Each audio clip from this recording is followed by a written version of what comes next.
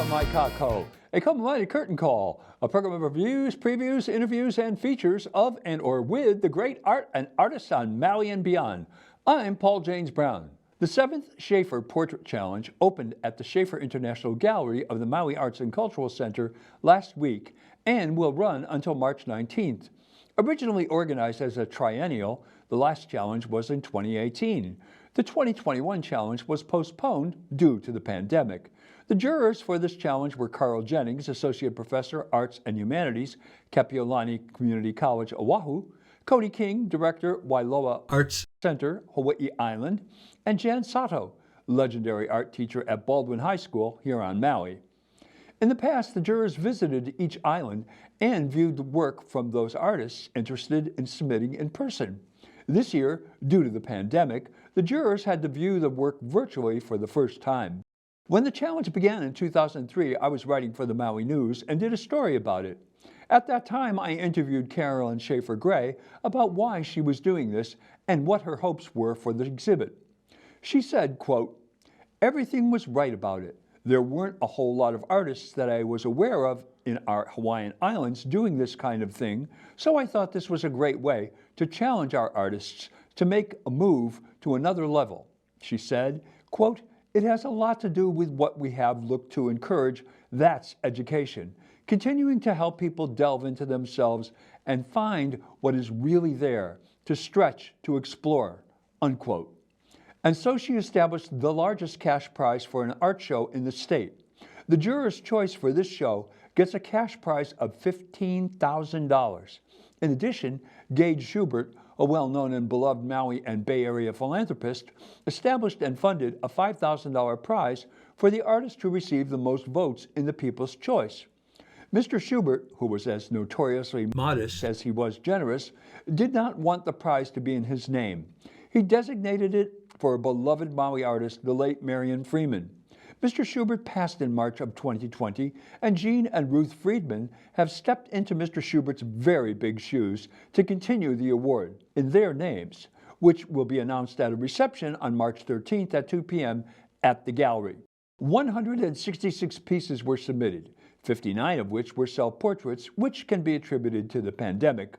Of those, 48 works by 47 artists were selected for the exhibit, with 19 of them being self-portraits.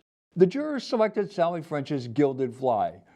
Don't adjust the focus on your screens. This work actually looks out of focus, except for the eye of the center figure. The viewer learns through the attached statements these are self-portraits documenting Ms. French's journey through breast cancer treatment. The title of the work comes from one of those accidents that happens in life. While Ms. French was finishing the piece and applying the clear coating, a fly landed on it. She realized that she could not take the fly off and refinish it without compromising what she had already done, so she gilded it with some gold leaf, left it there, and realized she now had a title for the work. Because there are specific criteria that has to be met for the portrait to be eligible to be in the show, it is necessary for there to be an artist's statement accompanying the piece. These statements are extremely instructive and, in other circumstances, would be unnecessary. Here is Daniel Scheinfeld Rodriguez's Demons, a Formosan koa work cypress wood. It's a series of 7 busts, which clearly shows various stages of emotion and trauma we can all relate to. The raw, unfinished blade work this Hawaii Island Venezuelan transplant artist displays contributes to its excitement and power.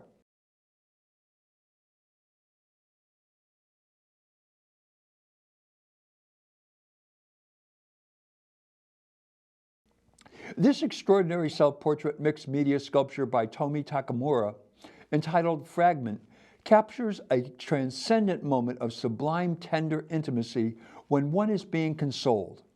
Note the tear trail that hasn't yet dried on her cheek. The detail and realism of this work makes the viewer almost feel like a voyeur.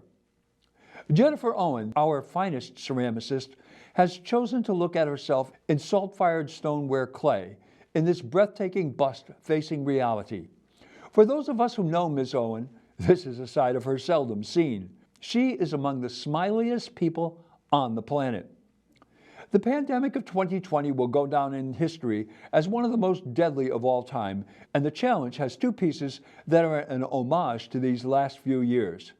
Here is Kauai artist Roberta Griffith's first self-portrait in pastels, entitled Winter in an Epic of Isolation. And this portrait of Katie Talbot, RN, a full-time charge nurse in Maui Memorial Hospital's Emergency Response Unit, being besieged by calls while trying to have coffee in this exceptional oil by Janice Casco Blair. A new Maui artist to me. Note how the artist connects our attention to her eyes, which are the focus of the work, while everything else fades into the background. Nancy Scrimstad's portrait of Judy Bruder, the longtime juror for one of Maui's most unique art shows, The Art of Trash, does something similar. Observe the way she has left Ms. Bruder's face and hands unpainted and only sketched in pencil, while the background is rife with detail, including an homage to her late husband, the wonderfully whimsical artist Walter Bruder. It is a work that will make you smile. I have often said drawing with pencil is the test of a true artist. Two artists who have passed that test with flying colors are Maui's own Daniel Palmer. This portrait of Greg Johnson captures the wisdom and beauty age imparts. And then Camilo Martinez of Oahu has parodied himself with this magnificent self-portrait called Fool, depicting himself with a clown nose. It is the bargain of the show and a marvelous image. Kirk Kurokawa continues to distinguish himself in this show. He is the only artist to be accepted into every Schaefer Portrait Challenge. He won the Jurorsʻ Choice Award in 2006 and the Marion Freeman Peoplesʻ Choice Award in 2015. For this challenge, he is the only artist with 2 pieces. His first one is of Nisei veteran and Hana resident Masao Mutoka, a member of the famed Military Intelligence Service, MIS, who were responsible for our victory against the Japanese at the Battle of Midway. Mr. Kurokawa's style can be described as hyper-realism. He paints with the precision of a digital camera, but the viewer always knows they are looking at a painting because he seldom shows backgrounds of his subjects. He focuses one's attention on the subject. Here, he has shown Mr. Mutoka sitting forward on his easy chair as if talking story, and in the background is the iconic medallion of the 442 with a part of their motto, Go for Broke, visible. It is a magnificent tribute to Mr. Mutoka and to all the Nisei veterans of WW2. His second work, The Golden Age, depicts his 3 children. His eldest is in the center, holding a copy of Hemingway's Old Man and the Sea, looking scholarly, although he is dressed in a kung fu gi. His daughter, Mako, looks like she came out of Destin Daniel Cretton's film Shang-Chi and the Legend of the Ten Rings, and his youngest mischievously plays with some kind of futuristic ray gun. They stand on and behind the family banner.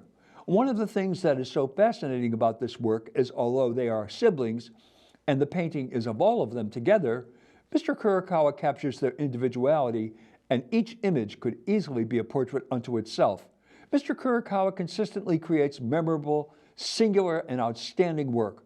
I predict Mr. Kurokawa may be the first recipient of the Gene and Ruth Freedman People's Choice Award.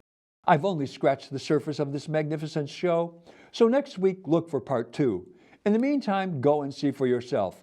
All patrons are required to show proof of vaccination, which as of January 24th also includes a booster shot per Maui County mandate, and a valid matching photo ID to enter the gallery. Photo of vaccination card on digital devices is acceptable. Masks are required to be worn over the nose and mouth at all times. Exhibit hours are Tuesday through Saturday, 10 a.m. to 4 p.m. The gallery is also open prior to and during intermission for select Castle Theater shows. Admission is free. Well, that's Curtain Call for this week. Mahalo nui loa for tuning in. I'm Paul James Brown. Ahui ho!